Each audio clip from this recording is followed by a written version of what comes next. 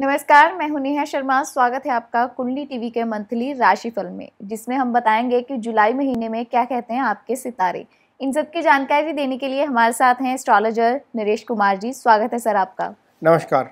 बात करते हैं वृश्चिक राशि की। नेहा देखिए, वृश्चिक राशि के लिए जहाँ तक बात है तो सबसे पहले तो हम गोचर की बात करेंगे। बहुत पॉजिटिव सिचुएशन यहाँ पर नज़र आ रही है। ये पहली जुलाई की कुंडली है।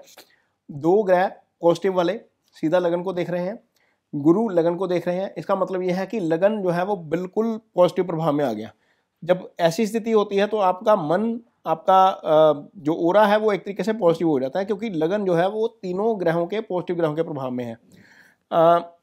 लेकिन ये स्थिति ज़्यादा नहीं रहेगी।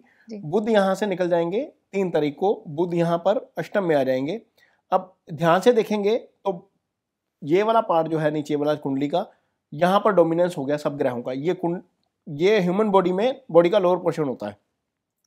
बुध यहाँ से गोचर करेंगे। शनि इसके बाद तीसरे भाव में चले जाएंगे। चौथे में गोचर कर रहे हैं वक्री अवस्था में, तीसरे में जाएंगे। पाप ग्रह का गोचर तीसरे भाव में अच्छा होता है। इसके बाद क्या होगा, शुक्र जो है वो 13 तारीख को, वो 12 को जुलाई को होगा, 13 को शुक्र भी आगे आ जाएंगे। इसका मतलब यह है कि लगन के ऊपर फिर सिर्फ गुरु की दृष्टि रह जाएगी। बुध और शुक्र आगे निकल जाएंगे, सूर्य भी आगे निकल जाएंगे। सूर्य यहाँ से 16 को मूव करेंगे, बुध भी उसके साथ 16 को वैसे ही मूव कर जाएंगे। बुध जो है वो 5 जुलाई को अस्त हो जाएंगे, 29 जुलाई तक अस्त ही रहेंगे। और इसके अलावा गुरु जो है वो पंचम भाव में बैठे हैं, वो भी वक्री हो जाएंगे 28 जुलाई को। लेकिन वो खैर महीने के अंत में होंगे।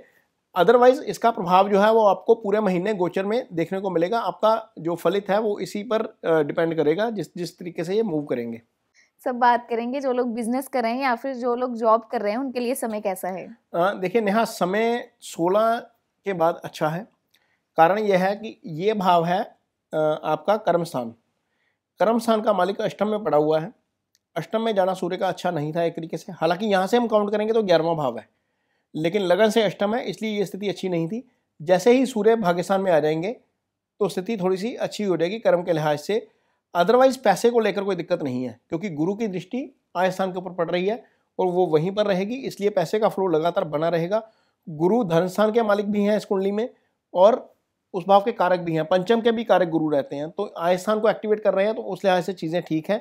आय स्थान के मालिक यहाँ पर हैं आपकी कुंडली में केंद्र में, ये भी स्थिति ठीक है। लेकिन ये आगे चले जाएंगे जैसा हमने बताया, तो उस लिहाज से थोड़ी सी महीने के पहले 15 दिन थोड़ा सा अप एंड डाउन चला रहेगा बिजनेस में या जॉब में आपकी। अदरवाइज बाद में चीज़ें ठीक हो जाएंगी। सर अब बात करें वृश्चिक राशि के जातकों की फैमिली के बारे में या फिर लव और रिलेशनशिप के बारे में, तो कैसा समय रहेगा। देखिए नेहा, थोड़ा सा संयम के साथ काम लेना पड़ेगा। वृश्चिक राशि के जो जातक होते हैं, इनकी राशि का स्वामी मंगल है, तो मंगल आक्रमण का कारक ग्रह है। ये वैसे जो राशि है ये स्थिर राशि है। ये बेसिकली स्थिर रहते हैं, ज़्यादा रिएक्ट नहीं करते, लेकिन जब रिएक्ट करने में आते हैं तो फिर इनके जैसा रिएक्शन किसी का नहीं होता। तो ये स्थिति क्या है, लगन का मालिक मंगल जाकर बैठ गया राहु में, राहु के साथ छठे भाव में। छठा भाव होता है विवाद का, रोग का, ऋण का, शत्रु का। तो यहाँ पर आपको थोड़ा सा ध्यान रखना पड़ेगा, क्योंकि जो फैमिली वाला भाव है दूसरा भाव, वहाँ पर सूर्य की दृष्टि जा रही है, राहु की भी दृष्टि जा रही है। दो पाप प्रभावों से, दो पाप ग्रहों के प्रभाव से दूसरा भाव पीड़ित हो गया। जब दूसरा भाव आपका पाप ग्रहों के प्रभाव में आ जाता है, ये वाणी का भाव भी है, ये फैमिली का भाव भी है, ये वाणी का भाव भी है। तो वैसी स्थिति में आप क्या करते हैं, छोटी सी बात के ऊपर आपका रिएक्शन बड़ा हो जाता है। उस स्थिति को अवॉइड करने की कोशिश करिएगा, रिएक्शन को थोड़ा सा बैलेंस रखिएगा, तो चीज़ें ठीक रहेंगी। जहाँ तक नेहा सिंगल्स की बात है, तो सिंगल्स के लिए समय अच्छा नहीं है। कारण यह है कि गुरु पंचम में है और मंगल छठे में और शनि 7वें में, ये पापकर्त्री योग में बना हुआ है। तो यहाँ पर मुझे लगता है कि रिश्ते वगैरह की बात अभी तो नहीं करनी चाहिए। करेंगे तो हो सकता है कि कोई ना कोई बाधा आ जाए, तो थोड़ा सा अवॉइड करिए इस सिचुएशन को। जब तक शनि मार्गी नहीं हो जाते तब तक रिश्ते की बात ना कीजिएगा। और ये होने जा रहा है नवंबर महीने में, जब आपका चतुर्मास खत्म हो जाएगा, उसके बाद चीज़ें ठीक होंगी। शनि खैर 23 अक्टूबर को मार्गी हो जाएंगे, लेकिन रिश्ते नहीं खुलेंगे क्योंकि उस समय शुक्र अस्त चल रहे होंगे। सर अगर बात करें स्टूडेंट्स की या फिर रिसर्चर्स की, उनके लिए समय कैसा रहेगा। देखिए नेहा, जब बुध की दृष्टि लगन के ऊपर है, बुध अपनी राशि में आ जाएंगे, तो स्टडी के कारक बुध हैं। गुरु पंचम में पड़े हुए हैं। गुरु यहाँ से ही, ये स्टेट ऑफ माइंड का भाव भी है, यहाँ से ही एजुकेशन, हायर एजुकेशन देखी जाती है। लेकिन हायर एजुकेशन के लिए थोड़ी सी दिक्कत वाली स्थिति है, क्योंकि वो पापकर्त्री में भी है।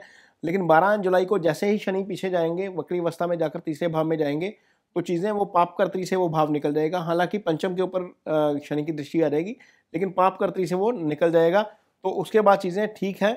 गुरु की जब लगन के ऊपर दृष्टि होती है तो 100 दोष जो है वो खत्म हो जाते हैं एक तरीके से, क्योंकि लगन के ऊपर गुरु की दृष्टि आपको पॉजिटिव कर देती है।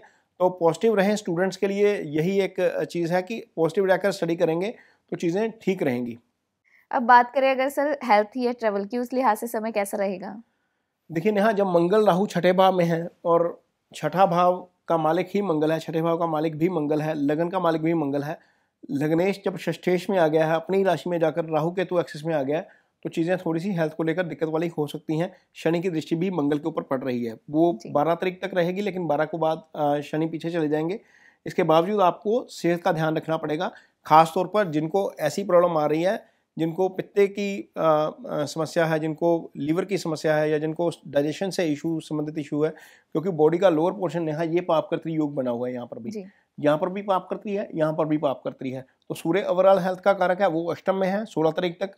जब तक यहाँ से नहीं निकलता आगे, तब तक अपने खान पीन का ध्यान रखें, गाड़ी धीमे चलाएं, अदरवाइज कोई भी हादसा जो है वो आपके साथ हो सकता है। थोड़ा सा इस चीज़ को लेकर आपको सतर्क रहना पड़ेगा। जहाँ तक ट्रैवल की बात है नेहा, तो चंद्रमा चौथे 9वें भाव में है, अपनी ही राशि में है। चंद्रमा ट्रैवल के कारक भी ग्रह हैं, कारक ग्रह भी हैं। यहाँ से धार्मिक ट्रैवल आता है, रिलीजियस जर्नी सारी यहाँ से आती है। विदेश जाने वाले जो लोग हैं वो थोड़ा सा उनको अपना प्रोग्राम जो है वो थोड़ा सा डिले कर देना चाहिए, क्योंकि मंगल की भी दृष्टि पड़ रही है 12वें भाव के ऊपर, राहु की भी दृष्टि पड़ रही है। 12वां भाव जो है वो ऊपर जाकर केतु वहाँ पर विराजमान है, और 12वें भाव के मालिक खुद जो हैं वो आगे जाकर अष्टम में आ जाएंगे। तो ट्रैवल, अब्रोड का ट्रैवल थोड़ा सा आपको दिक्कत देने वाला हो सकता है, ये चीज़ थोड़ा सा दिमाग में रख के चलिएगा। जी सर, अब आगे अगर बात करें उपायों की, तो ये जातक क्या उपाय कर सकते हैं? देखिए नेहा, गुरु का उपाय निश्चित तौर पर करना चाहिए, मेडिटेशन करनी चाहिए, क्योंकि यहाँ पर हम जो उपाय बता रहे हैं वो आपकी दशा या महादशा के मुताबिक नहीं बता रहे। हम नॉर्मली क्या उपाय बताते हैं, जो आपकी लगन का मालिक, 9वें भाव का मालिक या पंचम भाव का मालिक, ये कुंडली का त्रिकोण होता है, ये मजबूत होना चाहिए। यहाँ की मजबूती के लिए हम उपाय बताएंगे। सबसे पहला उपाय तो गुरु का करिए, पंचम भाव के मालिक गुरु हैं आपकी कुंडली में। गुरु के उपाय के तौर पर आप क्या कर सकते हैं, किसी को एजुकेशन में हेल्प कर सकते हैं, स्टेशनरी के रूप में, ट्यूशन फीस के रूप में, बुक्स के रूप में, ये गुरु का सबसे अच्छा उपाय है। धार्मिक स्थान पर जाए बिना भी उपाय होते हैं ग्रहों के, जो बहुत ज़्यादा नहीं बताए जाते, लेकिन यदि आप एक फलदार पेड़ लगा देते हैं, गुरु फलदार पेड़ों के भी कारक ग्रह है। गुरु के उपाय के लिए आप हल्दी में, दूध में हल्दी डालकर पीते हैं, तो वो भी गुरु का अच्छा उपाय है, ये आप घर में रहकर भी कर सकते हैं। और एक उपाय जो आपको करना है भाग्य को चमकाने के लिए, चंद्रमा चूंकि आपकी कुंडली में भाग्य स्थान का मालिक है, इसलिए मेडिटेशन करना अच्छा उपाय है। चांदी के बर्तन में यदि आप कोई चीज़ लिक्विड लेते हैं तो वो आपका बहुत अच्छा उपाय होता है आपका चंद्रमा का। अपनी माँ के साथ रिलेशन जो है वो अच्छे रखें, उनको रिस्पेक्ट दें, वो उससे चंद्रमा आपका काफ़ी मजबूत होगा। जी, तो ये था वृश्चिक राशि का हाल। नेक्स्ट एपिसोड में हम बात करेंगे अगली राशि धनु की। जुड़े रहें कुंडली टीवी के साथ। धन्यवाद। नमस्कार।